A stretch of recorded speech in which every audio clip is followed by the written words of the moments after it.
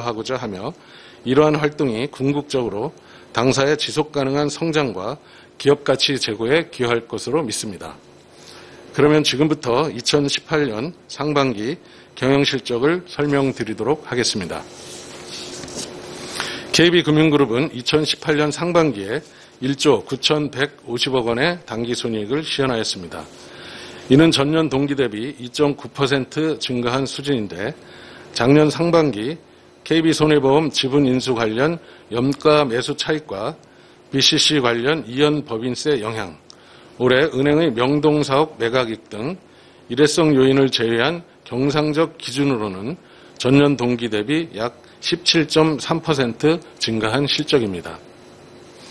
2분기 당기순이익은 9,468억 원으로 은행의 명동사업 매각 관련 일회성 이익이 있었던 전분기 대비 소폭 감소하였으나 경상적 기준으로는 약 7% 증가하였습니다.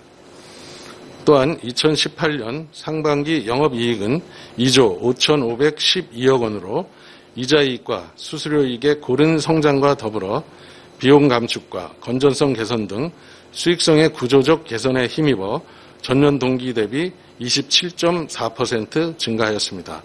그러면 경영 실적을 부문별로 좀 더 자세히 살펴보겠습니다. 상반기 순이자 이익은 4조 3,402억 원으로 전년 동기 대비 10.8% 증가하였는데 견조한 여신 성장에 힘입어 은행의 이자이익이 크게 증가하고 비은행 계열사들의 이자이익 기여가 확대된 영향입니다.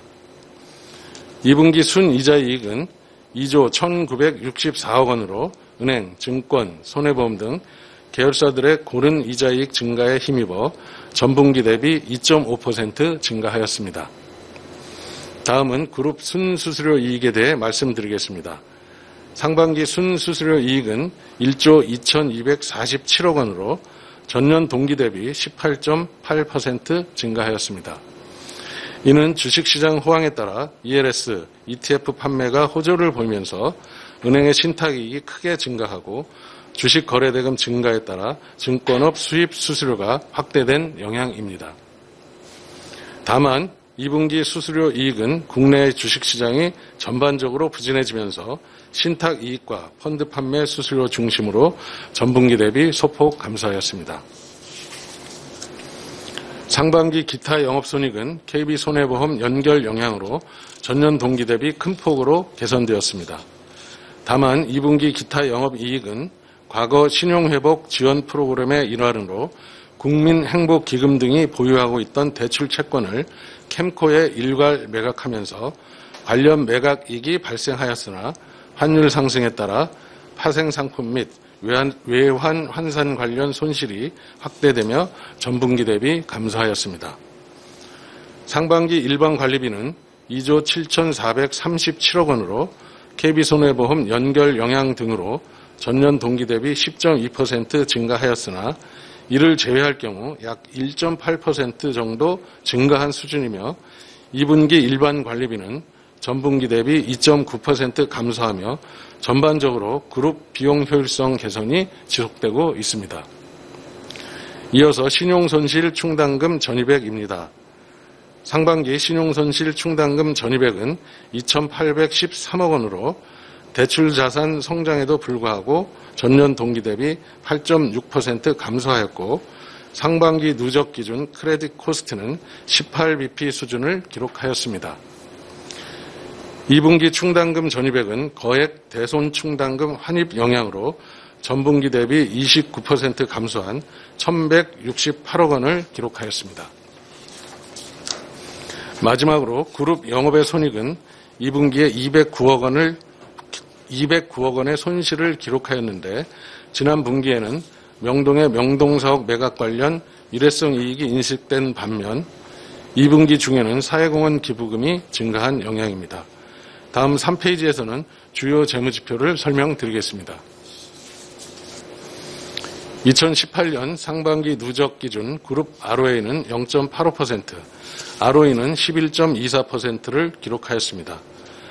다변화된 비즈니스 포트폴리오를 기반으로 핵심 이익 성장이 지속되면서 경상적 ROE는 10% 이상 수준을 유지하고 있습니다. 다음은 순이자 마진입니다. 2분기 그룹 NIM은 1.99%로 카드 리볼빙 채권과 현금 서비스 자산의 수익률 감소에 따라 카드 NIM이 하락한 영향으로 지난 분기 대비 1bp 축소되었습니다.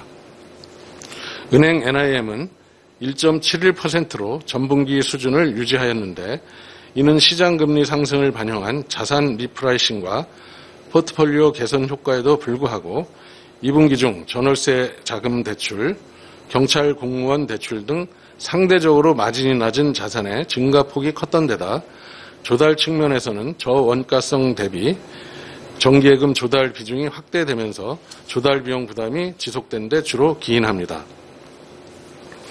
하반기에는 조달 비용 부담에 따른 NIM 영향을 최소화하기 위해 급여이체 계좌 유치 등 개인 고객 중심의 저원가성 예금 유치에 주력하고 비즈니스 세그멘트별로 수익성 중심의 포트폴리오 및 마진 관리, 유가증권 포트폴리오 조정 등 적극적으로 NIM을 관리해 나가고자 합니다. 우측 상단의 그룹 코스트 인컴 레이쇼를 보시면 상반기 누적 그룹 CIR은 49.2%를 기록하며 이자이익과 비이자이익의 고른 성장, 비용 효율성 관리 노력에 힘입어 지속적으로 개선되고 있는 모습입니다. 향후에도 탑라인의 견고한 성장과 그동안의 비용 절감 노력이 가시화되면서 그룹 CIR은 중장기적으로 40%대 중반 수준까지 개선될 수 있을 것으로 전망됩니다. 다음은 좌측 하단의 그룹 대손 충당금 전입 비율 그래프를 보시면 총 여신 대비 대손 충당금 전입 비율은 상반기 누적 기준으로 그룹은 0.18%, 은행은 0.01%를 기록하여 전년 동기 대비 공히 개선되었습니다. 전반적인 크레딧 퀄리티 개선에 따라 당분간 이러한 서브노멀의 사이클은 지속될 것으로 전망되고 올해 그룹의 크레딧 코스트는 20에서 25bp 내외에서 관리될 수 있을 것으로 예상됩니다. 2018년 6월 말 기준 그룹의 BIS 비율, CET1 비율은 각각 15.14%, 14.59%, 은행의 BIS 비율과 CET1 비율은 각각 15.89%, 14.84%를 기록하여 여전히 금융권 최고 수준의 자본 적정성을 유지하고 있습니다. 다음 4페이지에서는 당사의 디지털 전략에 대해 말씀드리겠습니다. KB금융그룹의 디지털 전략 방향은 에이스입니다.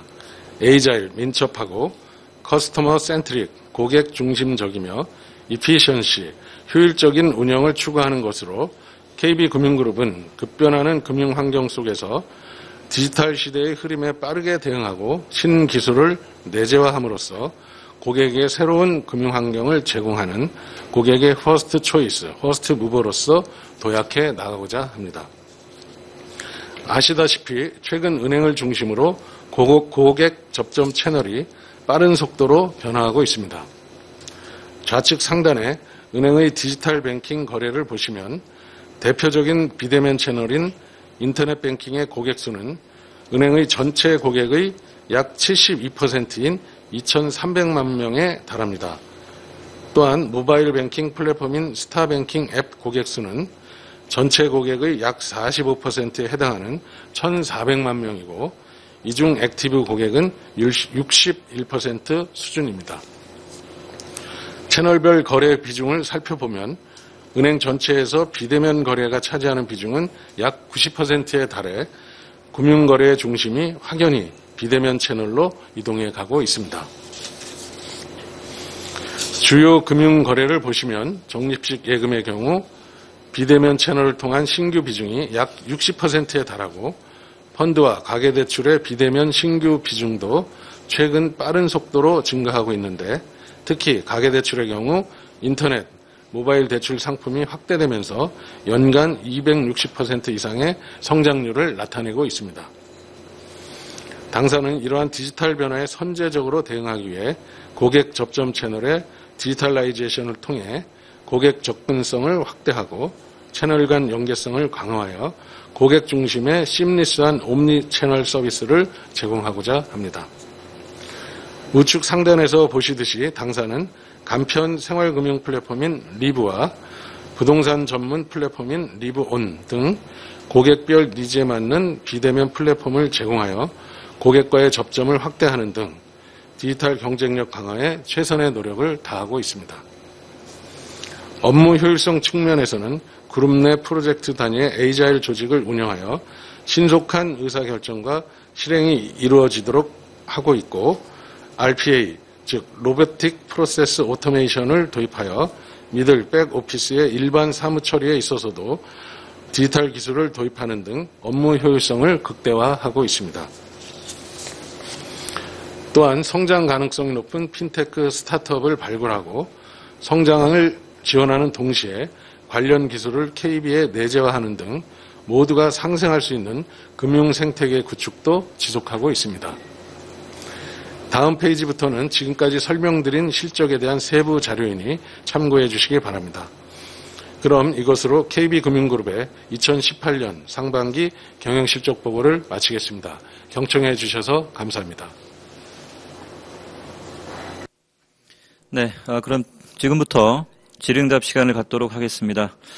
인터넷으로 시청하시는 분께서는 PT 마지막 화면에 연락처를 이용해 주시기 바랍니다. 전화로 청취하시는 분께서는 별표와 1번을 눌러 질의해 주시기 바랍니다. 그럼 잠시 질문을 기다리도록 하겠습니다.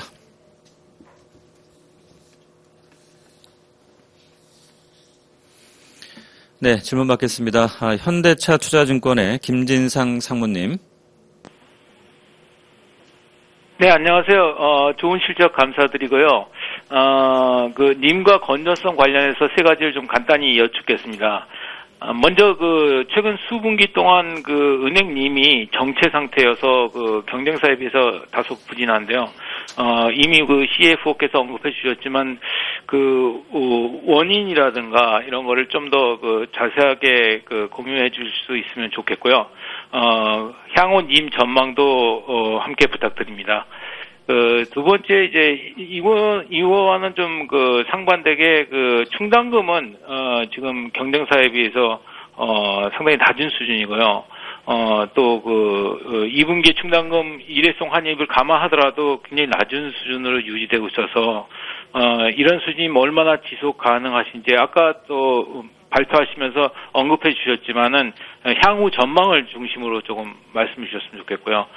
마지막으로 두 번째 질문과 관련되지만은 지금 경기 전망이 녹록치 않고 금리라든가 부동산 가격 하락 등 건전성 악화를 좀 걱정할 만한 일들도 있는데 전반적으로 자산 건전성에 대해서 어떻게 전망하시는지 말씀해 주셨으면 감사하겠습니다. 네, 좋은 질문 감사드립니다. 저희가 잠시 질문을 준비할 시간을 주시면 준비한 후에 답변 드리도록 하겠습니다.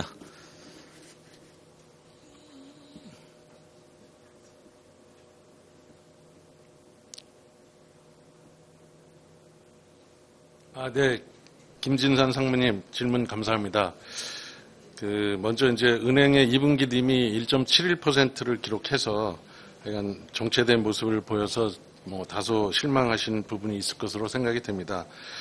좀 자세하게 좀 부연 설명을 드리면 조달 측면에서 시장금리 상승으로 이제 저원가성 예금 조달이 녹록치 않은 상황에서 저희가 타사 대비 대출 성장이 가파르게 진행되면서 이제 정기 예금 조달 규모와 비중이 크게 확대가 됐습니다. 그리고 또 금리 상승 기조를 감안해서 채권 발행 등 선제적으로 이제 조달을 확대한 영향도 일부 있습니다.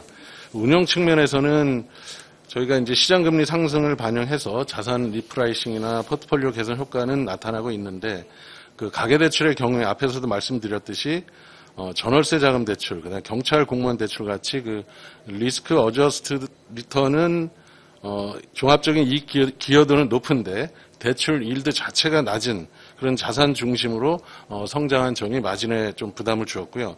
기업 대출 부분도 저희가 우량 중소기업 대출을 확대하고 또 우량 고객 이탈을 좀 축소하기 위해서 신규 스프레드가 소폭 축소가 됐습니다. 그리고 추가적으로 말씀드리면은 예대마진 중심의 이자이익 의존도를 이제 줄이고 수익 원천을 다변화하기 위해서 수익증권을 포함해서 유가증권 운용 규모를 좀 확대를 많이 했습니다. 그래서 이자이익이 감소한 영향도 있다고 보겠습니다. 향후 그 마진 관리를 위해서 조달 쪽에서는 급여이체 계좌 유치 등 그 저원가성 예금 유치에 주력을 하려고 하는데요. 그래서 하반기에 KPI를 조정하는 등 전사적인 조달 비용 관리 노력을 할 예정입니다. 운영 측면에서 앞에서 말씀드렸지만 우량 자산을 확대하고자 하는 기존의 성장 전략은 유지를 하되 비즈니스 세그먼트별로 수익성 중심의 포트폴리오 관리, 마진 관리를 하려고 합니다. 그래서 이제 개인 우량 신용 대출을 확대를 하고 혼합금리 주담대 취급 증대, 그다음에 우량 중소법인이나 소여신의 그 제한적인 금리 정책, 그다음에 저수익 여신의 리밸런싱, 그다음에 유가증권 그 포트폴리오도 일부 조정을 해서 자산별로 차별적으로 관리를 해서 님을 적극적으로 관리를 하고자 합니다. 그 올해 님 전망은 저희가 당초에 올해 이제 7월에 기준금리가 1회 정도 인상을 가정해서 연간 4bp 정도 상승하는 것으로 저희가 전망을 했었습니다. 근데 저희가 이제 상반기에 님이 좀 정체가 되고 기준금리 인상 시기도 늦춰지는 상황을 감안해서 연간 님은 한 2, 3bp 정도 개선되는 것으로 저희가 계획하고 추진을 하려고 합니다. 기준금리가 인상되지 않더라도 자산 리프라이싱이나 포트폴리오 개선 효과 등을 반영해서 1, 2bp 정도는 상승할 수 있을 것으로 저희가 예상을 하고 있습니다. 두 번째 질문은 이제 충당금 관련인데요. 저희가 그 대출 자산 성장에도 불구하고 하여간 충당금 절대 금액이 전년 동기 대비 감소를 했고요. 특히 은행은 지금 분기 평균적으로 5에서 10bp 이내로 아주 낮은 충당금 수준으로 안정적으로 관리를 하고 있습니다. 그러면 이렇게 그 크레딧 코스트가 서브 노멀 수준에서 이렇게 유지되고 있는 주요한 이유는 저희가 그동안에 이제 부실 자산을 디레버리징을 했고요. 그다음에 우량 자산 중심의 성장을 하면서 여신 포트폴리오의 질이 상당히 개선됐고 그러다 보니까 자산 건전성 전이에 의한 전입이 상당히 줄어든 상황입니다. 그리고 이제 과거에 부실 자산으로 처리했던 부동산 PF나 아파트 분양 대금이 회수되는 등 전반적인 경제 여건이 회복되면서 충당금 환입도 꾸준히 일어나고 있습니다. 그러면 이 충당금 수준이 얼마나 지속 가능할지에 대해서 저희가 내부적으로 시뮬레이션 한 바에 의하면 현재 그 포트폴리오의 크레딧 퀄리티나 충당금 환입 전망 등을 고려할 때 이러한 그 낮은 크레딧 코스트 사이클은 몇 분기 정도 더 이어질 것으로 전망이 되고 있습니다. 그리고 또한 이제 은행에서 이제 금리 인상을 관련해서 저희가 이제 위기상황 분석을 했는데요. 현재 상태에서 이제 기준금리가 3번 오르는 거를 한 번에 올랐다고 75bp가 인상이 됐다라고 가정을 하고 그 다음에 경제 변수는 이거에 따라서 상관관계 분석을 통해서 변동한다고 가정했을 때 크레딧 코스트는 15bp 이내에서 관리되는 것으로 추정이 되고 있습니다.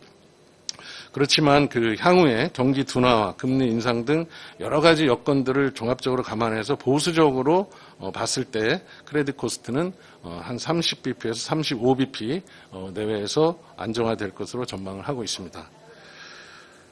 그리고 마지막으로 질문 주신 내용은 최근 경제 전망이 좋지 않고 금리가 인상되는 구간에서 이제 자산 건전성이 악화되지 않을까 이러한 우려가 있으신 것 같습니다. 그래서 기본적으로 동의를 합니다. 그래서 이에 따라서 저희도 위기상황 분석 하에서 각종 그 건전성 지표를 모니터링을 강화하고 있고요. 업종별로 이제 평가를 통해서 포트폴리오를 선제적으로 조정하는 등 이러한 변화에 대비를 하고 있습니다. 그래서 시장에서 우려하는 것처럼 그러면 이러한 건전성이 악화가 되고 은행의 펀더멘탈이 훼손될 것이냐 이런 측면에 있어서는 그 정도까지는 악화되지 않을 것으로 전망을 하고 있습니다. 그 이유를 간단히 말씀드리면 첫 번째는 기준금리 인상이 빠른 속도로 진행되기는 어려울 것이다. 대내 금리 차나 이제 환율 측면에서 금리 인상 압력이 있겠으나 이제 금리 인상은 경제가 금리 상승을 감당할 체력이 있느냐를 고려해야 하는데 물가 압력이나 가계부채, 소비 전망 등을 감안을 하면 급격한 인상은 어렵지 않나 조심스럽게 전망을 합니다. 그래서 예측 가능한 그 점진적인 금리 인상은 대응이 가능하고 수익에도 긍정적인 효과를 미치지 않을까 이런 생각을 해보고요. 가계 쪽 부분에 있어서는 LGD가 매우 낮기 때문에 부실이 발생해도 충당금 영향이 제한적입니다. 기업 여신의 경우에서도 포트폴리오의 질이 과거와 크게 달라졌고 그런 측면에서 또한 저희가 이제 건설이나 부동산 PF, 조선, 해운 등 그 위험업종의 부실 자산 정리가 일단락 되었고요.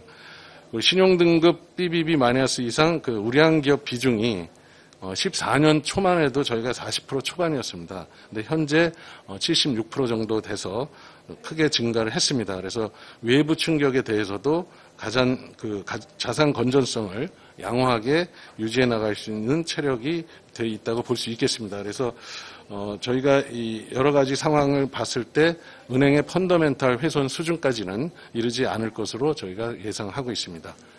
감사합니다.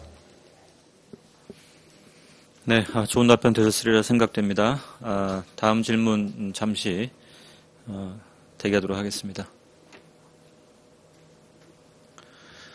네, 다음 질문 받겠습니다. 맥쿼리 증권의 황찬영 전무님 말씀해 주십시오. 예, 좋은 실적 감사드리고요. 한 3가지 정도 질문 드리겠습니다. 일단은 첫 번째로는 전반적으로는 실적이 많이 꽤 좋았는데 KB 증권 쪽의 실적은 지난 분기랑 지난 분기에 이어서 요번에도 이번 분기에도 별로 안 좋았던 것 같거든요. 생각보다는. 그래서 실적이 부진한 배경이 뭐였는지, 그리고 앞으로 경상적인 수익성을 어느 정도 기대하고 계시는지 말씀 부탁드리고요. 두 번째로는 아까 프레젠테이션 하실 때 말씀하셨지만 사회공헌 강화 차원에서 기부금이 좀 많이 늘어난 것 같은데 저희가 이 기부금은 향후에 연간 또는 분기별로 어느 정도 예상을 해야 되는 건지 좀 가이던스를 주셨으면 좋겠습니다. 마지막으로는 얼마 전에 인도네시아 은행 지분 인수하셨다는 얘기가 나왔는데요. 간략히 내용 설명을 좀 해주셨으면 좋겠고요. 해외 진출에 관련해서 향후에 어떤 전략을 가져가실지 이 부분에 대해서 좀 말씀해 주셨으면 감사하겠습니다. 네, 황 전무님 저희가 잠시 답변을 준비를 하고요. 준비된 대로 답변드리도록 하겠습니다.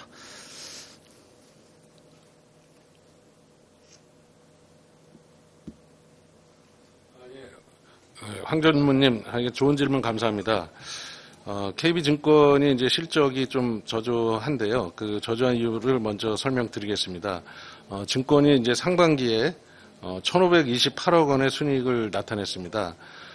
WM이나 IB, 홀세일 부분은 실적이 양호한 상태인데, 세일즈 앤 트레이딩 부분에서 이제 금리가 상승하고 국내의 주가지수 하락, 환율 상승 등에 적절히 대응하지 못한 부분이 있어서 계획 대비, 경쟁사 대비 다소 부진한 상황입니다. 그래서 실적이 조금 안 좋게 나왔고요. 또 2분기 순이익으로 보면은 그룹 연결 기준으로 740억입니다. 그래서 이번 분기에는 주식시장이 전반적으로 부진하면서 수탁 수수료 수익이 전분기 대비 한 120억 원이 감소를 했고요.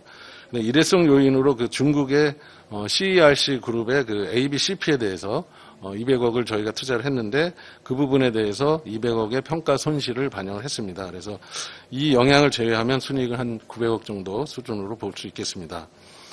그리고 어느 정도의 앞으로 수익성 기대하는 부분에 대해서는 내부적으로는 저희가 분기당 1,000억 정도의 순이익을 딜리버리 해야 한다고 보고 있습니다. 그래서 이러한 부진한 실적을 개선해서 이러한 실적을 달성하기 위해서는 WM, CIB 쪽이 지금 잘 하고 있는데 은행과의 이제 시너지 성과 이 부분에 대해서 좀 더 속도를 내서 더 규모를 늘려가야겠다 생각을 하고 있고요.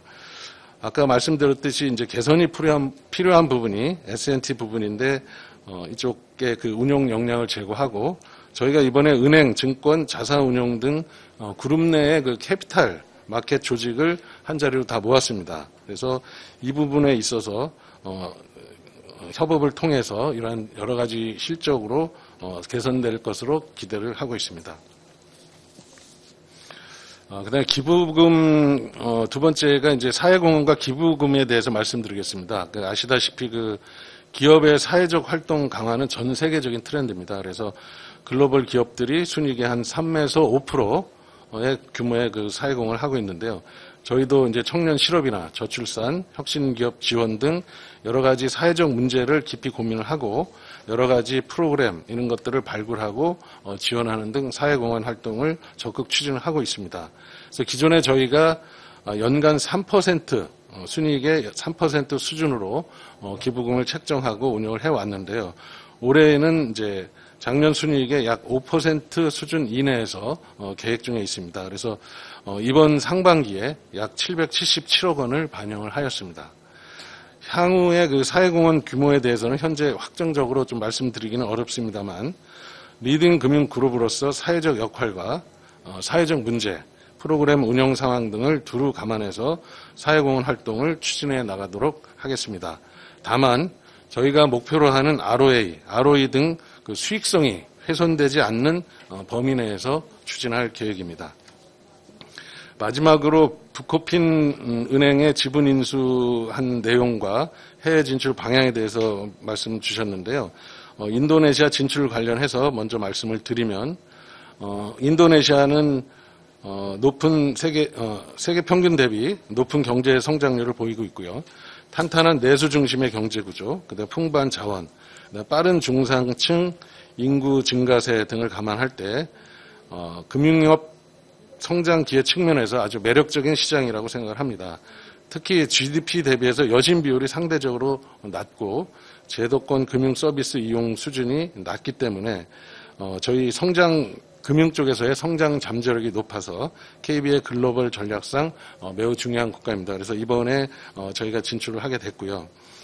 북코핀 은행은 인도네시아의 소매 금융 전문 은행으로서 14위의 은행입니다.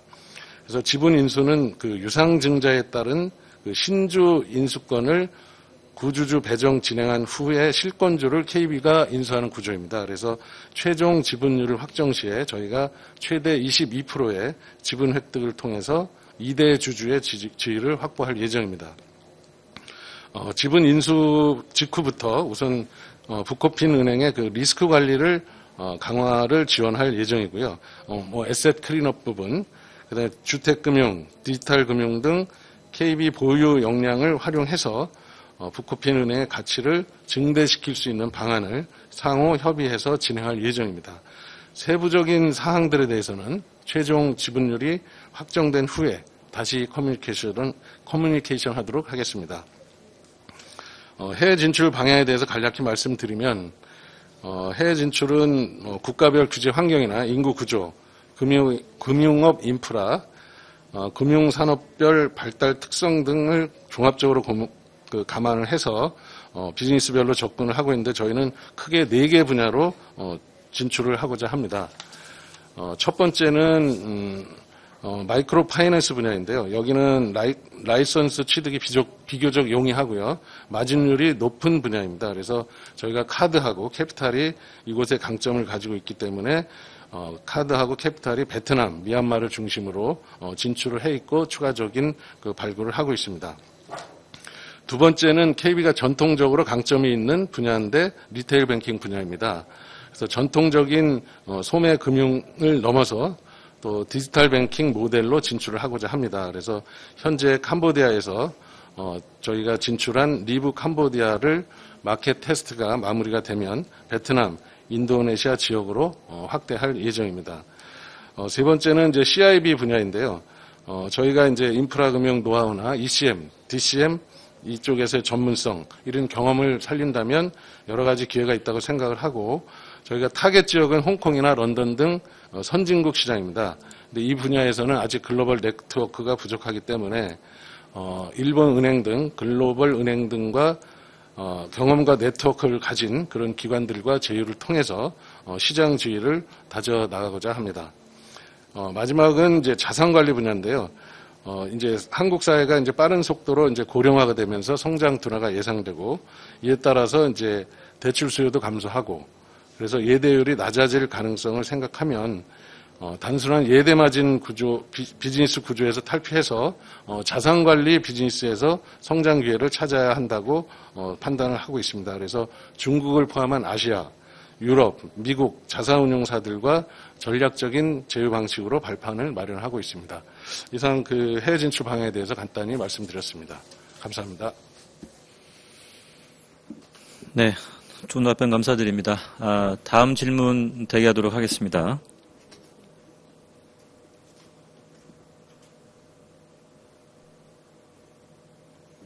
네, 다음 질문 받도록 하겠습니다. NH투자증권의 원재용 차장님.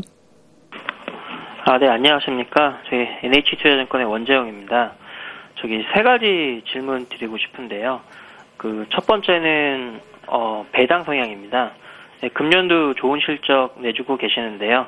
지금 자본 비율도 높고 그리고 중장기적으로 이제 30%까지 배당 성향을 올리겠다라고 말씀을 해주셔서 이번 정부가 좀 규제도 좀 있는 것 같은데 과연 배당 성향이 전년보다 좀 올라갈 수 있을지가 궁금하고요. 그 다음에 두 번째는 디지털 비즈니스에 대해서 이제 뱅킹에 대해서도 언급을 해주셨는데 이제 은산분리나 이런 것들이 얘기가 나오면서 지금 뭐 아직 확정되지는 않았지만 은산분리가 될 가능성이 좀 높아 보입니다. 네, 그렇게 된다면 지금 카카오뱅크 같은 경우 지금 한국금융지주, 한국투자증권 이렇게 같이 있지만 오히려 이제 카카오가 본격적으로 뛰어들면서 좀 더 비즈니스를 확대할 가능성이 좀 크다고 생각을 하는데요. 물론 주주이시기도 하지만 그런 것들이 좀 위협이 될지 아니면 지금 성장한 여수신 거의 7조, 그 다음에 고객 계좌도 한 500만 계좌 이상 급성장했는데 성장세가 좀 둔화될 걸로 보시는지에 대한 의견이 좀 궁금하고요. 그 다음에 마지막은 이제 KB증권에서 발행허음을 준비한다는 기사를 봤습니다. 고객군이 좀 다를 수가 있다고 생각은 드나 또 어떻게 보면은 또 은행하고의 고객이나 비즈니스가 좀 겹칠 수도 있을 것 같다는 좀 생각이 들어서 이런 것들이 좀 카니발제이션이 발생하지 않는지 그런 것들이 좀 궁금합니다. 네, 좋은 질문 감사드립니다. 저희가 답변 준비하고 답변 드리도록 하겠습니다. 잠시만 기다려 주십시오.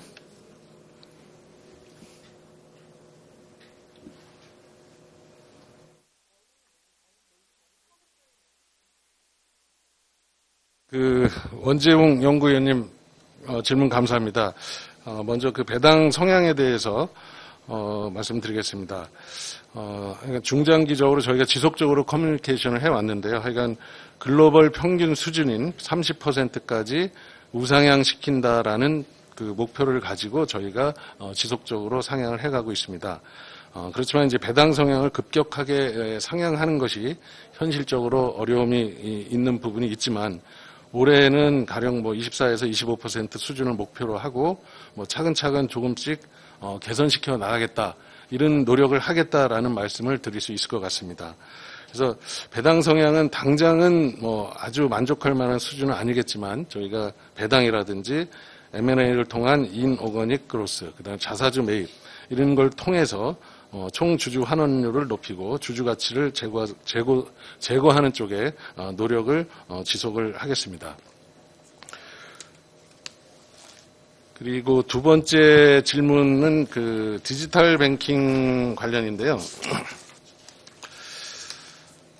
인터넷 전문 은행들이 사실 고객이나 대출, 예금 성장 속도 면에서 초기에 상당한 성과를 보여주고 있습니다. 그래서 얼마나 이게 서스테이너블 할지, 얼마나 버텀라인의 성과로 연결될지가 되게 중요한데요. 현재 상태는 이제 자본의 제약이 있었는데 이러한 은산분리나 이런 것들이 된다면 또 어느 정도의 어떤 영향은 있으리라고 봅니다. 현재 인터넷 은행들이 향후 이제 리스크 관리 역량을 증명해야 하는 부분이 있고요. 적정 수준의 마진을 확보를 해야 돼서 수익성을 개선시켜야 하는 그런 여러 가지 과제가 남아 있습니다. 그래서 이러한 비즈니스 모델의 고민이 필요할 것 같고요. 그래서 현재로서는 그런 은산분리나 이런 걸 지켜봐야 되겠지만 시중은행에 큰 위협이 되지 않는다라고 생각을 하고 있습니다. 다만 UI, UX나 거래 편의성, 그 상품성 이런 측면에서 금융권의 매기 효과를 가지고 온 것은 사실입니다. 그래서 저희가 벤치마크를 하고 저희가 어떻게 대응할지 이런 부분들을 충분히 고민하고 준비를 하고 있습니다. 그래서 저희는 이제 은행은 온 오프라인 채널을 동시에 갖고 있습니다. 그래서 두 채널이 연계되는 그 심리스한 옴니 서비스를 제공해서 고객 편의성을 높임으로써 이런 고객을 확보하거나 관리하는 데 도움이 되도록 할 예정입니다. 그래서 저희가 시니어 고객은 자산관리나 대출 등의 오프라인 채널 업무를 재편을 하고, 그다음에 청장년층은 이제 디지털 채널 이런 플랫폼을 정비하고 디지털 창구화 뭐 이런 걸 동시에 진행함으로써 인터넷 뱅킹의 그 대응을 하려고 하고 있습니다. 그래서 인터넷 뱅킹이 어느 정도 성장을 하고 있으나 아직은 위협이 되지 않는다고 생각을 하고 있고요. 이 정도로 대답이 될지 모르겠습니다. 그다음에 KB증권의 이제 발행엄은 이제 저희가 현재 7월 중에 그 신청서를 제출하고 올 10월에 인가를 받는 것을 목표로 하고 있습니다. 그래서 금년 내에 이제 대고객 발행어음 판매가 가능할 것으로 예상이 됩니다. 그래서 여러 가지 이제 준비를 하고 있는데요. 기업 대출 부분에 있어서 은행과의 카니발라이제이션, 이제 계열사의 카니발라이제이션 부분은 금리나 여러 가지 기간, 여기는 단기 중심이고 은행은 뭐 중장기 중심이고, 그다음에 금리나 이런 여러 가지에 있어서 차별이 있기 때문에 어느 정도, 그러니까 약간 구분된 시장이라고 볼 수 있고요. 그다음에 카니발라이제이션에 일부 있지만 같은 그룹 내에서 소개와 협업을 통해서 카니발라이제이션이 아니라 협업으로 오히려 좋은 시너지를 낼 수 있지 않을까 이런 생각을 해봅니다. 혹시 증권회사 혹시 증권에 CFO 나와 계시는데 혹시 또 추가적으로 하실 말씀 있으면 하시겠습니다. 예, 증권의 CFO 김명섭입니다. 지금 그 소싱 측면에서는 그 은행과 증권이 같이 협업을 할 겁니다. 그래서 지금 현재 CIB 센터가 한 8개 정도 있는데요. 그 CIB 센터를 통해서 은행과 증권이 협업을 해서 소싱할 업체를 찾고요. 그 다음에 이제 실제로 이제 대출이라든가 투자 부분에 있어서는 기업의 성장 단계별로 볼 때 스타트업이라든가 VC 쪽은 아무래도 증권이 좀 리스크 테이킹을 많이 하는 부분이 있기 때문에 증권에서 좀 투자를 하고요. 그 다음에 기본적으로는 이제 은행과 증권의 리스크 에피타이트가 다르기 때문에 저희가 보기에는 그렇게 카니발라이션이 생기지 않는다고 보고 있습니다. 그래서 앞서 그 지주 CFO께서도 말씀하셨지만은 은행과 증권 간의 카니발라이제이션보다는 어떤 협업, 시너지 측면에서 투자나 대출을 할 예정입니다. 예, 이상입니다. 네, 좋은 답변 감사드립니다. 현재 추가 질문 대기자가 안 계십니다. 잠깐만 더 기다려보도록 하겠습니다.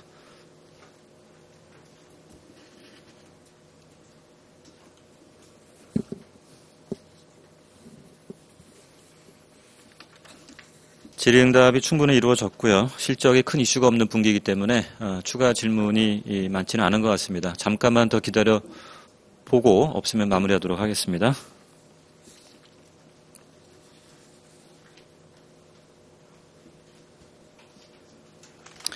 네, 추가 질문이 없는 관계로 질의응답을 마무리하도록 하겠습니다. 그럼 이것으로 실적 발표회를 모두 마치겠습니다. 감사합니다.